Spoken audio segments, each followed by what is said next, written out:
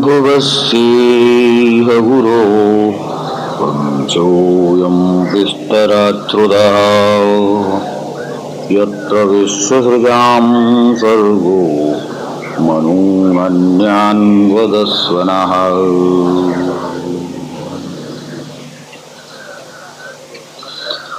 यत्र यत्र हरेर्जन्म कर्माणि च महीयसः गृह्णन्ति कवयो ब्रह्मन् तानि नो वदन्वताम्। यदि यस्मिन्नन्तरे ब्रह्मन् भगवान् विश्वभावनः कृतवान् कुरुते कर्ता प्रतीतेनागतिद्यवा।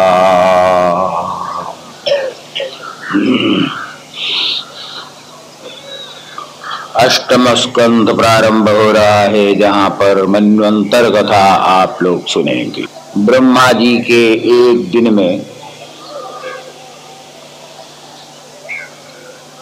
14 मनु होते हैं। ब्रह्मा जी के दिन का मतलब होता है सहस्त्र युग, 1000 चतुर्युग, सत्ययुग, त्रेता युग, द्वापर युग, कलयुग, 4 युगों के मिलने पर उसको चतुर्युग बोलते हैं। ऐसे 1000 चतुर्युग जब होते हैं तब ब्रह्मा जी का एक दिन होता है। उतनी ही लंबी ब्रह्मा जी की रात भी होती है। एक दिन में 14 मनु होते हैं। उन मनुओं का यहाँ पर अब वर्णन किया जा रहा है। सर्वप्रथम स्वयंभू मनु हुए, जो स्वयंभू के ही पुत्र हुए। इसी को स्वयंभू मन्वंतर कहते हैं। राजा ने प्रश्न किया कि हे भगवान, स्वयंभू मनु के बारे में आपने बता दिया। प्रियव्रत और उत्तानपाद उनके 2 पुत्र हुए। प्रियव्रत का वंश और उत्तानपाद का वंश आपने समझाया। अब अन्य मनुओं के बारे में भी मैं सुनना चाहता हूं।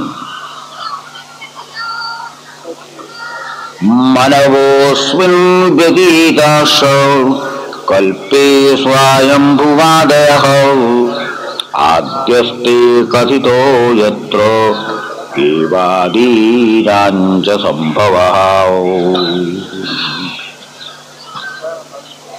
अभी तक 6 मनु बीत चुके हैं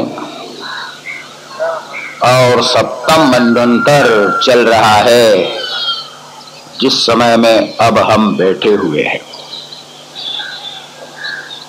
7वां मन्वंतर है। संकल्प के समय में पढ़ा जाता है कि 7वें मन्वंतरे, 8वें मन्वंतरे, 9वें मन्वंतरे, ऐसा कहा जाता है। विरक्त कामभोगेषु सरूपापति प्रभु विसृज्य राज्यं तपसे सभार्यो वरमाविशत्। प्रियव्रत और उत्तानपाद को राज्य सौंपने के बाद विषयों से विरक्त होकर शतरूपा के पति स्वयंभू मनु तपश्चर्या करने के लिए जंगल चले जाते हैं। सुनंदा नाम की जो नदी है हिमालय में, उसके तट पर 100 वर्ष तक ध्यान लगाकर मनु महाराज ने तपश्चर्या की। मंत्रोपनिषद को बोलते हुए भगवान का वे ध्यान करते रहे।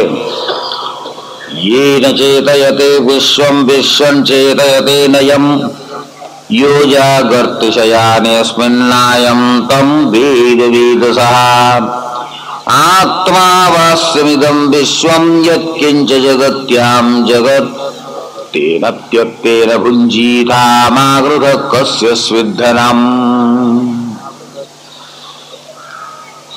उपनिषद के ही ये सब मंत्र हैं, कुछ अक्षरों में फर्क कर दिया गया है। जिस परमात्मा के कारण यह सारा विश्व प्रकाशित हो रहा है, सचेतन हो रहा है, जिस परमात्मा को ये जगत प्रकाशित नहीं कर सकता, जिसकी जागरण में ये पूर्ण विश्व दिखाई देता है और शयन होने पर प्रलय हो जाता है,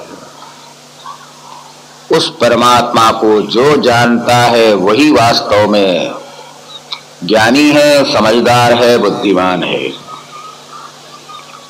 समस्त विश्व को परमात्मा के द्वारा आच्छादित कर लेना चाहिए, पूरे जगत को ब्रह्ममय परमात्ममय देख लेना चाहिए। यही सबसे बड़ा भारी त्याग है और इस त्याग से आत्मा की रक्षा होती है। विषयों की, धन की अभिलाषा ना करो, आत्मदर्शन करो, यही आत्मरक्षा का एकमात्र कारण है। अथाग्रेर्षय कर्माणि हन्ति कर्म हेतवे ईहमानो हि पुरुष प्रायो नीहां प्रपद्यते। मनु महाराज कहते हैं, ऋषि महर्षि कर्म करते थे अकर्मता प्राप्त करने के लिए।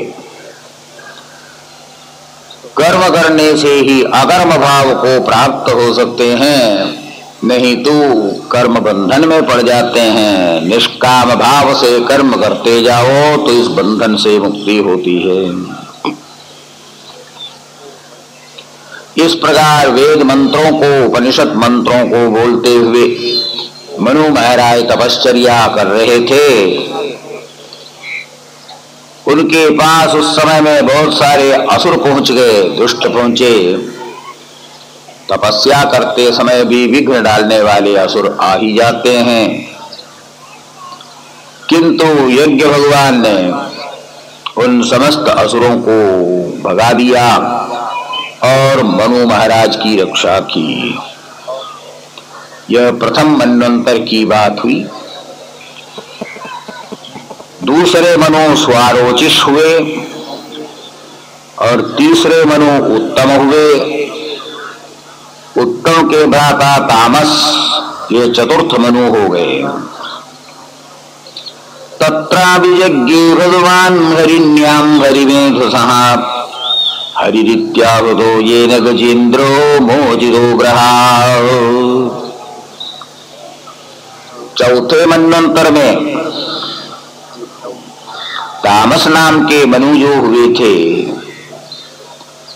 उस समय में भगवान हरिणी से हरि के रूप में प्रकट हुए थे और गजेंद्र को ग्राह से मुक्त किया था। चतुर्थ मन्वंतर की ये बात। राजा परीक्षित ने उस समय में प्रश्न किया कि हे भगवान, गजेंद्र मोक्ष तो बहुत प्रसिद्ध है और वह कथा मैं सुनना चाहता हूं, कुछ विस्तार के साथ आप उसको बताने की कृपा करेंगे।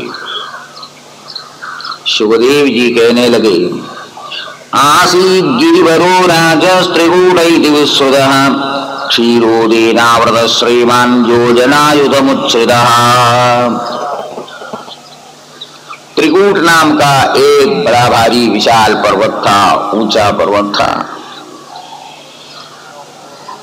इतना भारी जंगल चारों ओर था कि दिन में भी धूप दिखाई नहीं पड़ती थी। 3 उसके ऊंचे ऊंचे शिखर थे। हर हमेशा वहां पर शीतलता बनी रहती थी। तस्य द्रोण्याम भगवतो वरुणस्य महात्मनः उद्यान मृदुमन्नाम आक्रीडम सुरयोषिताम।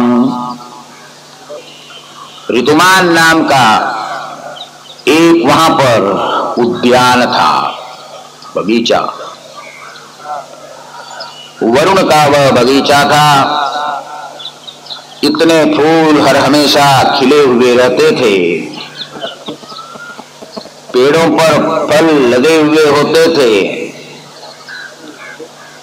पक्षी पतंग आदि निरंतर वहां पर कल पूजन किया करते थे। उसी के पास में एक बड़ा ही सुंदर सरोवर था। पानी उसका मोती के समान निर्मल मल रहित था। पानी देखने पर भी पीने की अभिलाषा हो जाए, चमकता था वह पानी। तत्रैकदादगिरिगाननाश्रय करेणुभिर्वारणयोधपश्चरन् सघंटगान की जगवेणुवेत्रवद् विशालगुल्मं प्ररुजन् वनस्पतिम्। ग्रीष्म ऋतु थी, जोर की गर्मी पड़ रही थी। उस जंगल में एक बड़ा भारी हाथी का झुंड रहता था। इधर उधर परिभ्रमण वह किया करता था। सबको एक बार बड़े जोर से प्यास लगी तो इसी सरोवर में आकर पानी पीने के लिए सोचा। सघर्मदत्तकरिभिक्करेणुभिर्वृतोमदच्युत्कलभैरनुद्रुता गिरिं गरिम्ना परितप्रकम्पयन्निषेव्यमानो लिकुलेर्मदाशनैः। सरोवर में कमल खिले हुए थे, भ्रमर गुंजार कर रहे थे, बैठकर मधु पी रहे थे। उसी समय में सैकड़ों हाथी एक साथ में वहां पर पहुंचे, सरोवर में उतरे, पानी पीने लगे। हाथी जो ठहरे, सामने जो भी कमल आ जाए सूंड से पकड़कर खींच लें और उसको जल में मारे। इस प्रकार क्रीड़ा भी करने लगे। उन हाथियों का जो सबसे बड़ा था वही गजेंद्र, वह गजेंद्र भी उसी प्रकार सरोवर में खेलने लगा। तम तत्रश्चंद्रपदैव चोदितो ग्राहुबलीयाश्चरणैरुषाग्रहीत यदृच्छयैवं व्यसनांगतो गजो यथा बलं सोति बलो विचक्रमे। बड़ा आनंद आ रहा था उस सरोवर में गोता लगाने में। शीतल जल था, कमल की सुगंध चारों ओर फैल रही थी, भ्रमर गुंजार कर रहे थे और उस सरोवर में हाथी सभी गोते लगा रहे थे। उसी समय में काल से प्रेरित एक ग्राह वहां पर पहुंच गया। हाथियों का ध्यान खेल खेलने में रहा और उसी बीच में उस ग्राह ने आकर गजेंद्र का पांव पकड़ा। पांव पकड़ा तो छटपटाने लगा। मगरमच्छ को छुड़ाने के लिए गजेंद्र ने बड़ा परिश्रम किया, खींचना शुरू किया, खींचातानी होने लगी, पर उस ग्राह को छुड़ाने में वह सफल रहा। नियुद्ध दोरेव विभेन्द्रनक्रयोर्विगर्षतोरन्तरतो बहिर्मिथा समासहस्रं व्यगमन् महीपते सप्राणयोश्चित्र ममंसतामराः। गजेंद्र और ग्राह दोनों का युद्ध चला, बड़ा ही भयंकर युद्ध पानी में। पहले तो दोनों बराबर बराबर रहे, किंतु धीरे धीरे ग्राह की शक्ति बढ़ती गई। कारण यह था उसने गजेंद्र का पांव पकड़ रखा था, खून पीता जा रहा था, उसकी शक्ति बढ़ती जा रही थी और हाथी का को निकलता जा रहा था। स्वभाव है गजेंद्र की शक्ति कम होती जा रही थी। अपारयन्नात्म विमोक्षणे चिरं दध्याविवं बुद्धिमताभ्यवद्यत नमामि मे ज्ञातय आतुरं गजाश्रुता उदत्करिण्य प्रभवन्ति भोजितुम्। ग्राहेण पाशेन विधातुरावृतोप्यहं यामि परंपरायणम।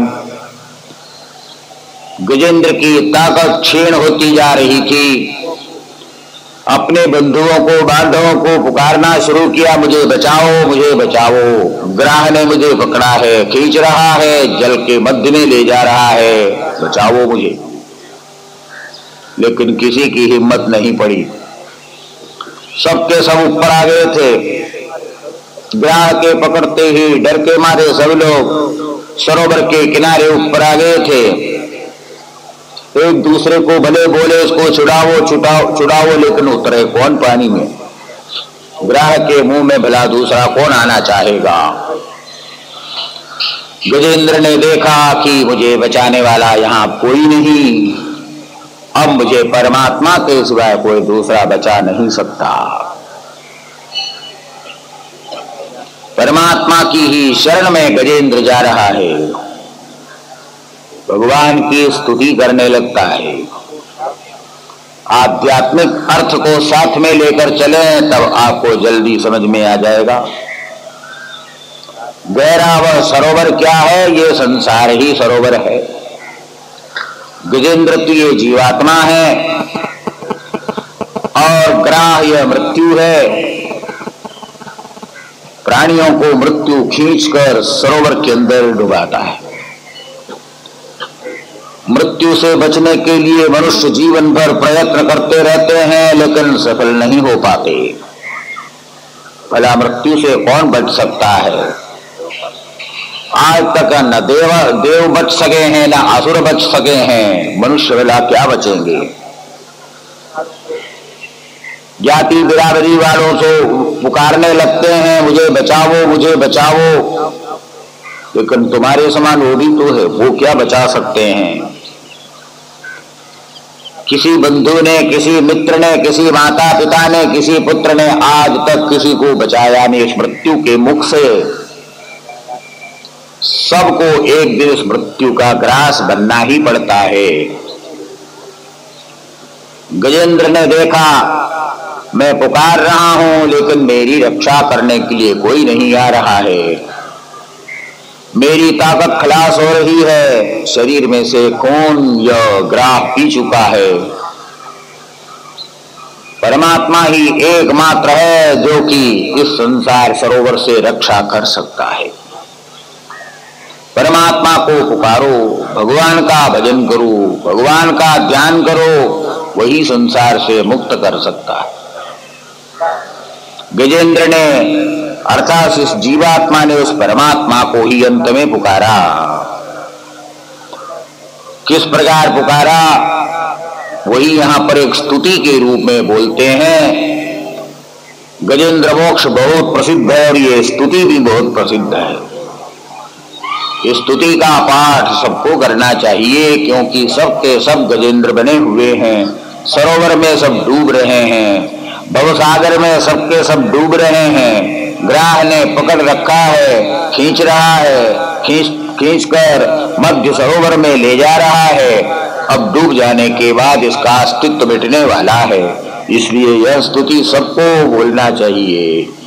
बड़े ध्यान से आप स्तुति सुनिए, थोड़ी थोड़ी व्याख्या करूंगा। श्रीशुवाच एवं व्यवसितो बुद्ध्या समाधाय वनो हृदि जजापवरमं जाप्यं प्राग्जन्मन्यनुशिक्षितं गजेन्द्र उवाच ओम नमो भगवते तस्मै यतएतच्चिदात्मकं पुरुषायादिबीजाय वरेशायाभिधीमहि यस्मिन्निदं यतश्चेदं येनेदं येदं स्वयं योऽस्मात् परस्माच्च परस्तं प्रबुद्धि स्वयंभुवम्। हे परमात्मन, मैं शरणागत हूँ। आदि बीज आप हैं, पूर्ण रूप होने से पुरुष है, परमेश्वर है। आपका हम ध्यान करते हैं, आपके चरण कमलों का चिंतन मैं करता हूं। उस परमात्मा में ही ये पूरा जगत खेल कर रहा है। उस परमात्मा से ही ये पैदा हुआ, उस परमात्मा के कारण ही यह जीवित है, और ये जगत परमात्मा से भिन्न है भी नहीं। इस संसार से सबसे परे प्रकृति, उस प्रकृति से भी परे रहने वाले हे परब्रह्म परमात्मन, आपकी मैं शरण में आया हूं, मेरी रक्षा करो। यस्वात्मनेदन्यजयार्पितम् क्वचिद् विभातम् क्वचिदतिरोहितम् अविद्यदृक्साक्षुभयन्त दीक्षते स आत्ममूलो वधूवर कालेन पञ्चत्वमितेषु कृत्स्नसो लोकेषु बालेषु च सर्वसेतुषु तमस्तदासीद्गहनं गभीरं यस्तस्य पारे विविराजते विभू। वह परब्रह्म परमात्मा स्वयं प्रकाश, समस्त जगत जब प्रलय हो जाता, विलीन हो जाए, एक ही परमात्मा स्वयं प्रकाश ज्ञान प्रकाश रूप से विराजमान है। प्रलय काल में चारों ओर अंधेरा ही अंधेरा हो जाता है, न उस समय सूर्य है, न चंद्र है, न अग्नि है, अंधेरे से आवृत रहता, लेकिन वह परमात्मा तो प्रकाशमान ही रहता है। नजस्य देवार्णय पदम विदुर्जंतु पुनः कोर्हति गंधुदीरितुम यथा नटस्याकृतिर्विचेष्टतो दुरत्ययानुक्रमण समावतु। उस परमात्मा का अपार भला कौन पा सकता है?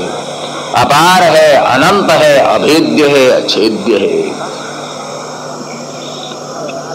वही एक नट के समान नाना रूप धारण कर विश्व रूप को ग्रहण कर लेता है। अकेला ही वह जगत रूप में बन गया, अकेला ही नृत्य कर रहा है, अंत में अकेला एक ही वह रह जाता है। वह परब्रह्म परमात्मा मेरी रक्षा करे, इस संसार सरोवर में डूबते हुए मेरी रक्षा करें। ध्यान से आप सुनते जाओ, ये एक महान पुण्य स्तोत्र है। यह ज्यादा व्याख्या न होने पर भी आप ध्यान से श्रवण अवश्य करें। दिदृक्षवो यस्य पदं सुमंगलं विमुक्त संकामुनयस्सु साधव चरन्त्यलोकव्रतमव्रणं वने भूतात्मभूता सूर्धस्य मे गति न विद्यते यस्य च जन्म कर्मवान् नाम रूपे गुणदोष एव वा तथापि लोकाप्यसंभवाय यस्वमायया तान्यनुगालवृच्छति। संत महापुरुष उस परब्रह्म के दर्शन के लिए ही ललायित होते हुए अनेक प्रकार के व्रत धारण करते हैं, संग छोड़ देते हैं, साधना करते हैं, सबके वे सुहृद बने हुए हैं। उस परमात्मा का न तो जन्म होता है, न कर्म होता है, उसका नाम नहीं, उसका रूप नहीं, अरूप है, अनाकार है, निराकार है। अपनी माया के कारण ही अनेक रूप को वह धारण करता है। वह परमात्मा इस संसार सागर में डूबते हुए मेरी रक्षा करें। तस्मै नमः परेशाय ब्रह्मणे नंदशक्तये अरूपायोरूपाय नमः आश्चर्यकर्मणे नमः आत्मप्रदीपाय साक्षिणे परमात्मने नमो ज्ञान विदूराय मनसश्चेतसामपि। उस परब्रह्म परमात्मा को मैं बार बार प्रणाम करता हूँ। अरूपी होने पर भी अनेक रूपों को उसने धारण किया। अकर्मा होते हुए भी अनंत कर्मों को वह करता है। आत्मा के लिए वह प्रदीप है, वह साक्षी है, परमात्मा है, वाणी और मन से परे ऐसा वह तत्व है। उस परमेश्वर को हम प्रणाम करते हैं। सत्वेन प्रतिलभ्याय नैष्कर्मेण विपश्चिता नमः कैवल्यनाथाय सर्वाण सुख संविधि नमः शांताय घोराय मूढ़ाय गुणधर्मिणे निर्विशेषाय साम्याय नमो ज्ञानगणाय च।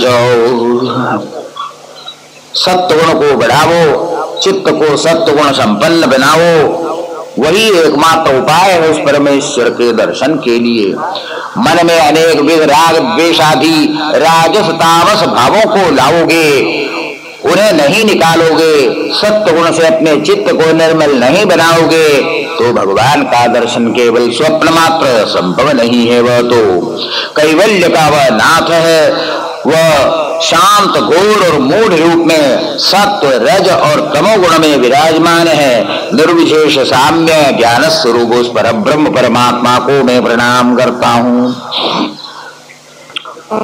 क्षेत्रज्ञाय नमस्तुभ्यं सर्वध्यक्षाय साक्षिणे पुरुषाय आत्ममूलाय मूल प्रकृतये नमः सर्वेन्द्रिय गुणद्रष्टे सर्वप्रत्यय हेतवे असदाच्छाय योक्ताय सदाभासाय ते नमः।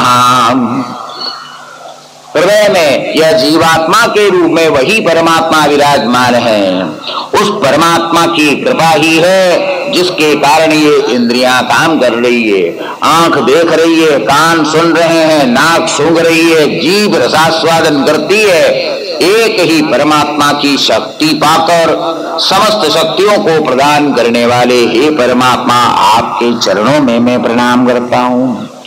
नमो नमस्ते खिलकारणाय निष्कारणाय अद्भुतकारणाय सर्वागमाम्नाय महार्णवाय नमो भवर्गाय परायणाय गुणारणेच्छन्न जिदुष्मपाय तक्षोभ विस्फोर्जितमानसाय नैष्कर्म्य भावेन विवर्जितागम स्वयं प्रकाशाय नमस्करोमि। कारणों का भी वह कारण है, अपवर्ग का वह हेतु है, सबके लिए परम गति है, गुण रूपी अरण्यों में वो छिपा हुआ है और घर्षण के द्वारा उपासना के द्वारा प्रकट होने वाला है। नैष्कर्म भाव से ही उस परमात्मा को बड़े संत लोग प्राप्त हो पाते हैं। ऐसे स्वयं प्रकाश परब्रह्म परमात्मा को मैं प्रणाम करता हूँ। गजेंद्र बोल रहा है। मातृक प्रबंध शुभाश विमोक्षणाय मुक्ताय भूरि करुणाय नमोलयाय स्वांशेन सर्वदनुकुंभरसि प्रतीत प्रत्यदृशे भगवते बृहते नमस्ते। आत्मात्मजाप्त ग्रहवित्त जने सत्य दुष्प्रावणाय गुणसंग विवर्जिताय मुक्तात्मभिस्वर्दये परिभाविताय ज्ञानात्मने भगवते नमः ईश्वराय।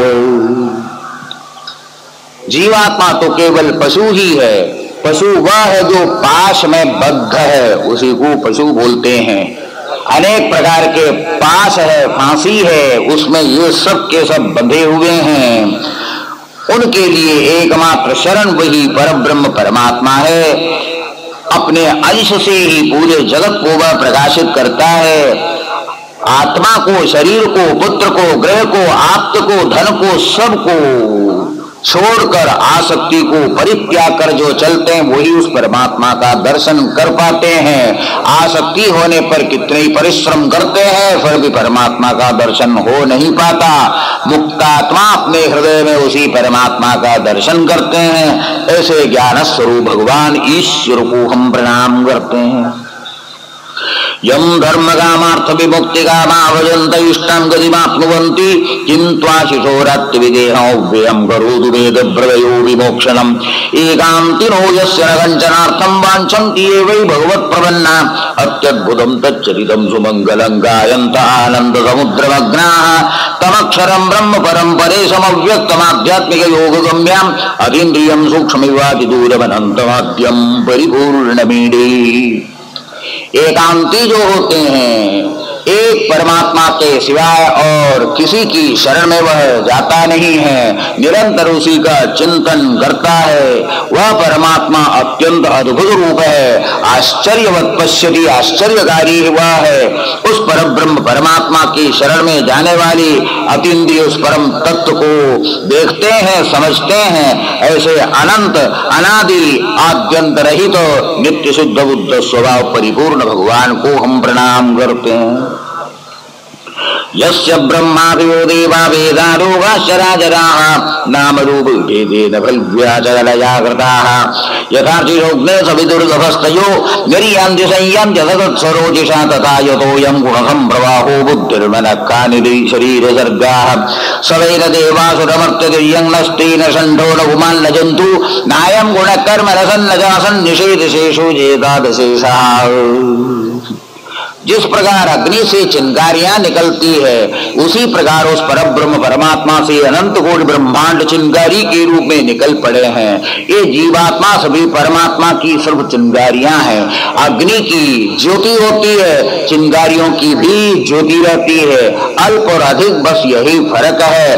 इस प्रकार संपूर्ण चिंगारी रूप जीवात्मा के और जगत के आश्रय रूप जो बुद्धि और मन से परे तत्व है उस परब्रह्म परमात्मा को हम बार बार प्रणाम करते हैं। नेति नेति निषेध के द्वारा ही श्रुति भी उस परम तत्व को बतलाती है। सर्व निषेधावधि स्वरूप पूर्ण पर ब्रह्म रूपी उस परमात्मा को हम बार बार प्रणाम करते हैं। जिजीविषेणाहमिहामुजागिमन्तर्बहिश्चाप्रदये भयोन्या इच्छामि कालेन नयस्य विप्लवस्तस्यात्मलोकावरणस्य मोक्षम् सोऽहं विश्वहृदं विश्वं विश्वविहृदं विश्वात्मानमजं ब्रह्म प्रणतोऽस्मि परं पदम् योगरन्तितकर्माणो हृदि योगविभाविति योगिनोऽयं प्रपश्यन्ति योगेशं तं नतोऽस्म्यहम्।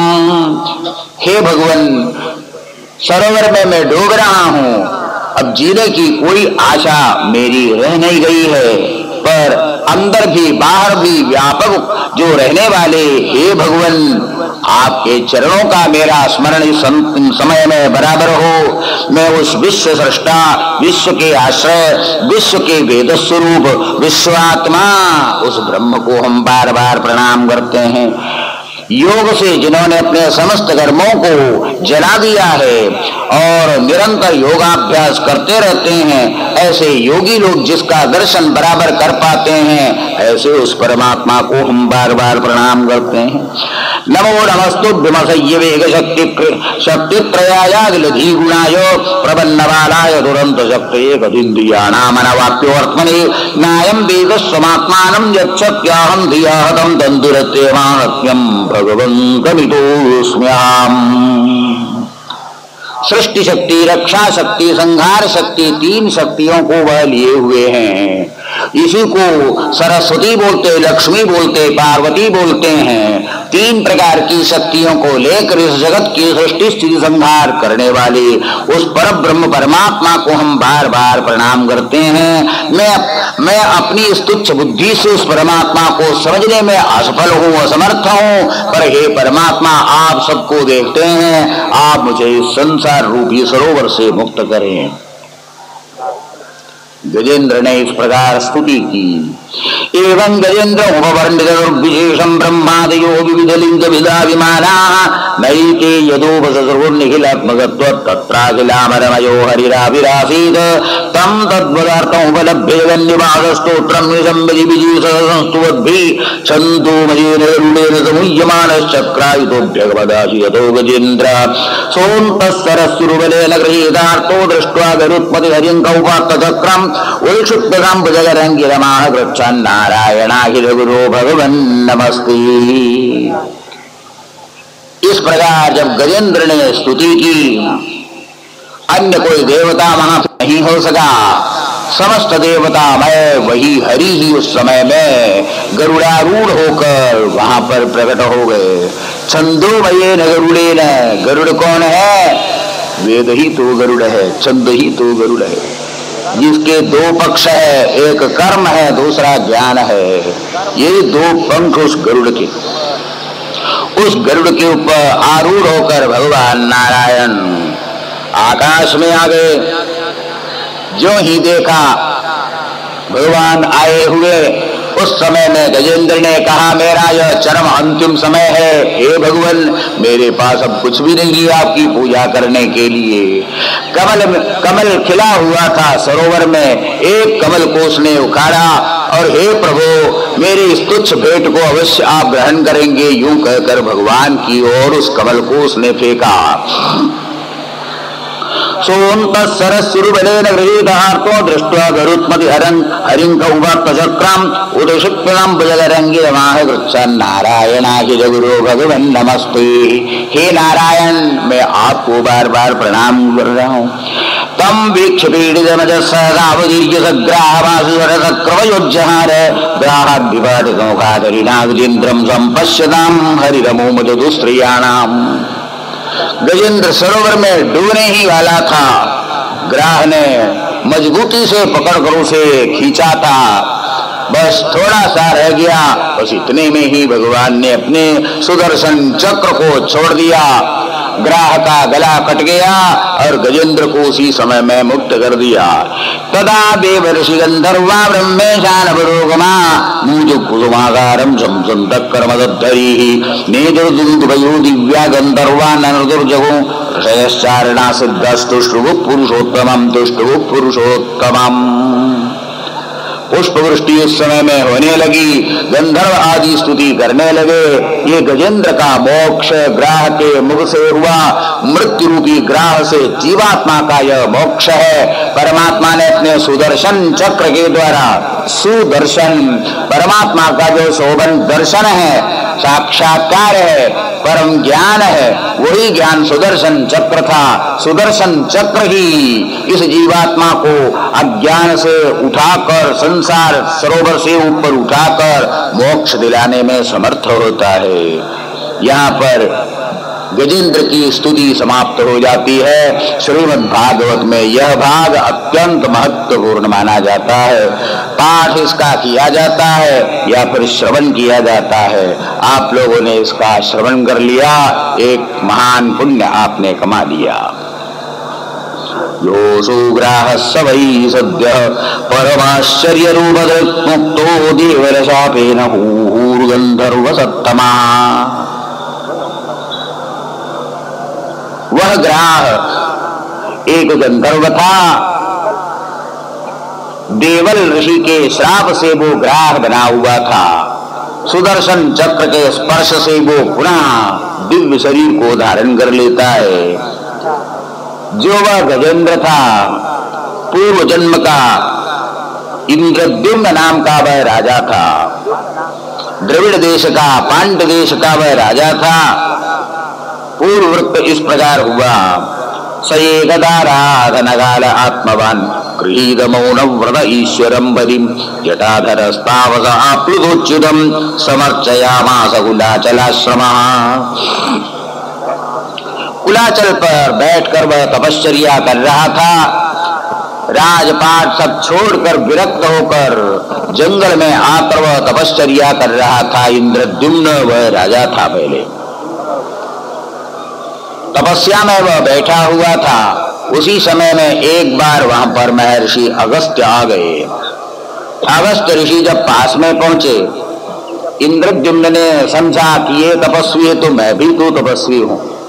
इनके आने पर मुझे उठने की क्या जरूरत है, उत्थान की क्या आवश्यकता, पूजा की क्या जरूरत है, दोनों बराबर ही तो है। अगस्त्य ऋषि ने कहा, बराबर है या बड़ा है छोटा है ये सवाल नहीं होता।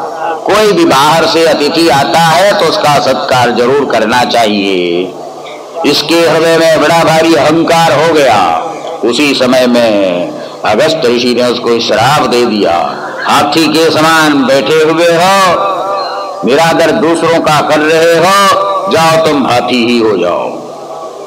श्राप जो दिया, इतने में शरीर बदलने लगा। इंद्रद्युम्न अगस्त्य के चरणों में तब प्रणाम किया, अपनी भूल उसको मालूम पड़ी। श्राप मोक्ष के लिए जब कहा तो उस समय अगस्त्य ने कहा, तुम त्रिकूटाचल के वहां रहोगे, सरोवर में स्नान करोगे, ग्राह तुम्हें पकड़ेगा, उस समय तुम भगवान की स्तुति करोगे तो भगवान नारायण तुम्हें दर्शन देंगे, तब तुम्हारा उद्धार होगा। वह इंद्रद्युम्न भी भगवान के दर्शन से कृतकृत्य हो गया। वह भी दिव्य शरीरधारी होकर वहां से स्वर्गलोक चला जाता है। 4 मन्वंतरों का ये वर्णन हुआ। 5वां मन्वंतर मनु का नाम रैवत था। 6ठा मन्वंतर जहां मनु का नाम चाक्षुष था, उसी समय में पयोधी का मंथन हुआ था, समुद्र मंथन। समुद्र मंथन करके देवता और दानवों ने मिलकर समुद्र मंथन कर अमृत को इसी मन्वंतर में निकाला था, जिससे देवता दानव आदि सबके सब बड़े शक्तिशाली सिद्ध हुए थे। राजा ने कहा उस समय में, भगवान इस कथा को कुछ विस्तार से बताइए। 6ठे मन्वंतर तक पहुंच चुके हैं। शिवदेव जी बोलने लगे, यदा युद्धे हुरीर्देवा बाध्यमानाशितायुधैः गता सबो निपतितानोत्तिष्ठेन स्म भूयशः यदा दुर्वासस्शापास्येन्द्रालोकास्त्रयो नृपो निःश्रीगाश्चाभवंस्तत्र निषुरिज्यादय क्रिया। एक समय की बात, दुर्वासा ऋषि ने भगवान नारायण की पूजा की। भगवान की मूर्ति रख करके कमल के फूलों से बड़ा ही सुंदर हार बनाया। दुर्वासा ऋषि क्रोधी जरूर थे, लेकिन भारी तपस्वी भी थे, शंकर के ही अवतार जो ठहरे। कमल का हार बनाया था, कमल के फूलों का हार बनाया था, बहुत सारे कमल पुष्प लाकर रखे हुए थे। बड़े प्रेम से भगवान नारायण की उन्होंने पूजा की, षोडशोपचार पूजन किया। पूजन कर भगवान को प्रणाम कर लिया। प्रणाम करने के बाद में उनके मन में विचार आया कि मैं पृथ्वी में बैठकर भगवान की पूजा कर रहा हूँ, अरे वैकुंठ में जाकर साक्षात दर्शन क्यों न कर लूं। दिव्य ऋषि तो थे ही, वहां से वे वैकुंठ लोक में पहुंचे। वैकुंठ लोक में पहुंचे और भगवान का दर्शन करने लगे तो एक आश्चर्य उस समय में यह देखा, जो हार पृथ्वी में भगवान के गले में मैंने डाला था, वही हार भगवान के गले में यहाँ पड़ा हुआ है। श्रद्धा से भक्ति से कहीं पर बैठकर तुम भगवान की पूजा करो, लेकिन वह पूजा भगवान तक पहुंच जाती है। इतनी श्रद्धा मनुष्य को होनी चाहिए। श्रद्धा भक्ति से पूजा करो तो अवश्य भगवान उसको ग्रहण करते हैं।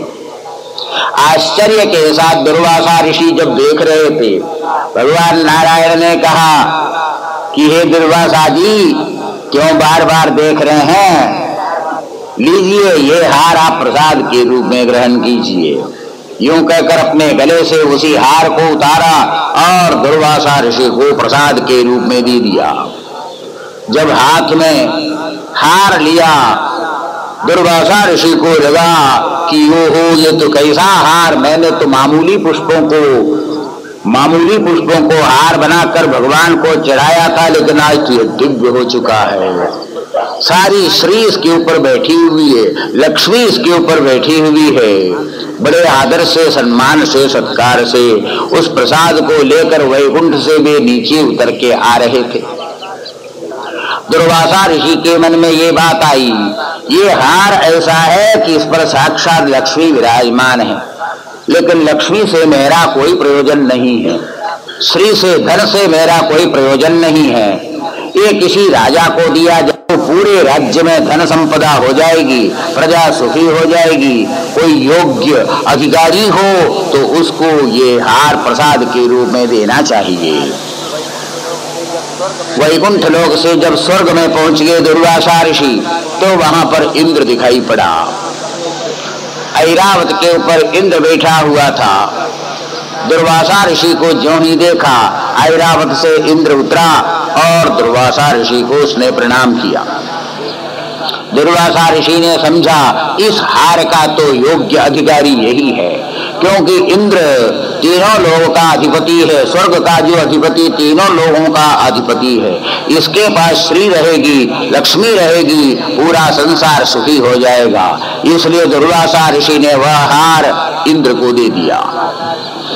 दुर्वासा ऋषि जब वहां से चलने लगे तो उस समय में इंद्र ने क्या किया, वह जो हार था वो हार ऐरावत हाथी के मस्तक पर लगा दिया, शोभा के लिए ऐरावत हाथी के माथे पर लगा दिया। जैसे कोई अच्छा हार प्रसाद मिल जाए, यज्ञ आदि से कार सजाते हैं ना, मोटर सजाते हैं, उसी प्रकार इंद्र ने हाथी को से सजा दिया। किंतु बात ऐसी हो गई, उसकी सुगंधी ऐसी थी, चारों ओर फैल रही थी, चारों ओर से भ्रमर आ गए, गुंजार करने लगे, इधर उधर घूमने लगे। हाथी को ये अड़बंगा सा लगा, ये क्या माथे पर लगा हुआ है, भ्रमर तंग कर रहे हैं। उसको गुस्सा आ गया, अपने सूंड से उस हार को ले लिया और पांव के नीचे कुचल डाला। इतने में दुर्वासा ऋषि की नजर उसके ऊपर पड़ गई। दुर्वासा ऋषि ने कहा उस समय में, अरे इंद्र, मैंने जो प्रसाद तुमको दिया था हार, वो अपने स्वरूप पर आ गए, आने में देरी नहीं लगती उनको। दुर्वासा ऋषि ने कहा, रे धूर्त, मैंने जो हार दिया उसकी है दुर्दशा, जा तेरे पास से सारी श्री खलास हो जाएगी। श्राप दे दिया उसी समय में, और दुर्वासा ऋषि वहां से चलते बने। श्राप मिलना था, बस इतने में ही असुरों ने देवताओं पर आक्रमण कर लिया और इंद्र की सारी श्री लोगों ने छीन लिया। भिखारी जैसे बन गए उस समय में। इंद्र भी देवता भी सबके सब हिमालय में उतर के आए, कंदमूल खा के रहने लगे, भिखमंगे बन गए वे सब। बहुत बड़ी भारी आपदा उस समय में देवताओं के ऊपर आई। यदा दुर्वासो शापात् सेन्द्रा लोकास्त्रयो नृप निःश्रीकाश्चाभमस्तत्तनिशिरिज्यादय क्रिया। आसुरों के पास श्री चली गई है, देवताओं के पास नहीं, मनुष्य के पास नहीं। यज्ञ याग आदि सब बंद हो गए, प्रजा सब दुखी होने लगी। अब क्या किया जाना चाहिए? सब परस्पर विचार करने लगे। देवता ब्रह्मा जी के पास पहुंच गए और वहां पहुंचकर ब्रह्मा जी से प्रार्थना की, हमारी जो गलती हो गई उस गलती का परिणाम पूरे जगत को भुगतना पड़ रहा है, क्या किया जाना चाहिए? कुछ उपाय आप ही कहें। ब्रह्मा जी ने कहा, मुझसे अब कुछ होगा नहीं, परंतु भगवान विष्णु से हम निवेदन करेंगे, उनकी स्तुति करें तो वे भगवान प्रकट होंगे और उनको हम निवेदन करेंगे। अविक्रियम सत्यम अनंतम अद्यंगुहाशयम निष्कलम प्रकृत्यम मनोग्रयानम वचसा निरुक्तम नमामहि देववरम वरेण्यम। ब्रह्मा और समस्त देवताओं ने मिलकर विष्णु भगवान की स्तुति की। भगवान की स्तुति जब हुई तो साक्षात भगवान नारायण भी वहां पर प्रकट हो गए। एवं स्तुतस्वरगणैर् भगवान हरीश्वरा तेषामाविरभूद्राजन् सहस्रार्कोदयद्युति। भगवान नारायण ने कहा, क्या वरदान तुम्हें चाहिए इसलिए तुम स्तुति कर रहे हो? अजात जन्म स्थिति संयमायो